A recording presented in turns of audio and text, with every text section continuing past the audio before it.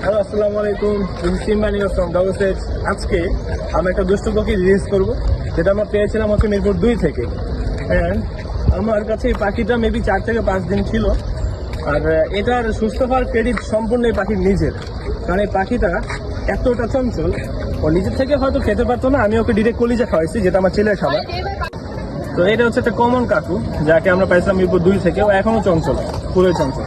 তোকে আমি এখন ছেড়ে দিব। ইন্টারেস্টিং ফ্যাক্টস এই ব্যাপারে, যে পাখিটাকে বলা হচ্ছে প্যারাসাইটিক বার্ড, বিকজ অফ তার পরজীবিতার কারণে।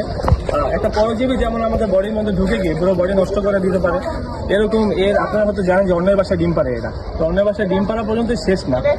এই ডিম থেকে যখন বাচ্চাটা বেরোবে, এই বাচ্চাগুলো করবে কি, যে অরিজিনাল যে পাখির বাচ্চাগুলো আছে ওই সবগুলোকে ফেলে ও একা থাকে। আর এই জন্য এই পাখিগুলোকে বলে প্যারাসাইটিক বার্ড।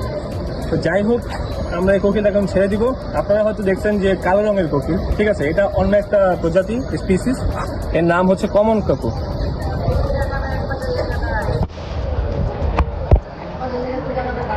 শোনো।